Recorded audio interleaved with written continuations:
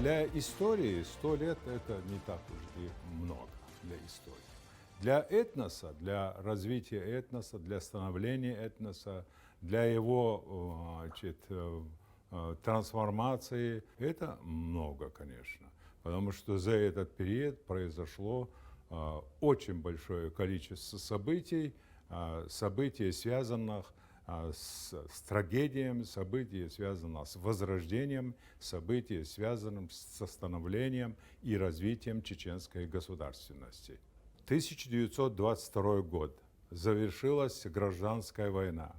На Северном Кавказе установился мир. На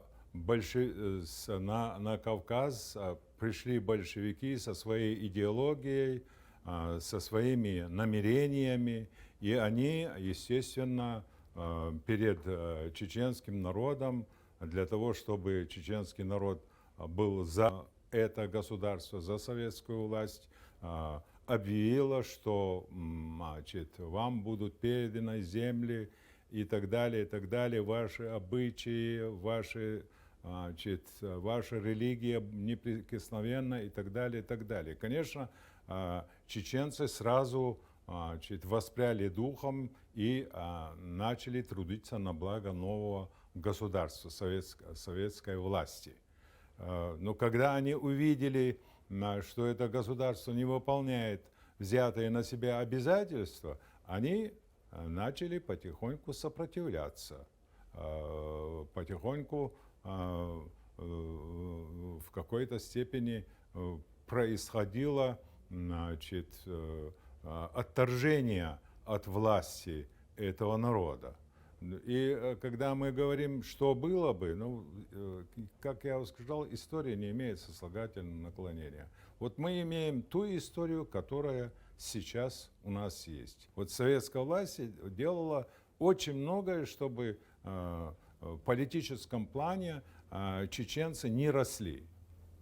И это, конечно, тоже повлияло. В далеком прошлом, во первом тысячелетии до нашей эры, нахи, чеченцы имели свою государственность, они имели свою государственность и в средние века, но эти государственности не развивались далее. Вот государственность чеченского народа в виде, в начале XIX века под руководством Бейбулата Таимиева начинаются закладываться основы чеченского государства. Но царская Россия уничтожает все эти основы, начинается Большая Кавказская война, и в этот период чеченцы становятся одним из основных сил в имамате Шамиля. Это тоже государственность чеченского народа со своими всеми институтами управления. И потом в 1917-1918 году возникает прообраз будущего чеченского государства в виде горцев, в виде союза горцев Северного Кавказа, объявление Горской республики. Ведь это своеобразные этапы развития нашего народа, политического развития, его социально-экономического развития, культурного развития.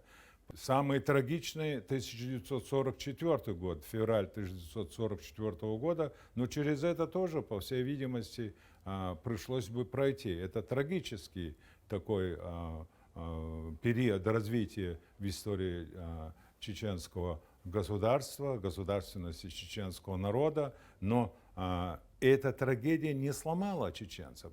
Эта трагедия чеченцев, наоборот, сплотила. Эта трагедия вернула чеченцев к истокам их культуры, к истокам их религии, и они стали более, скажем так, объединенными, чем до этого.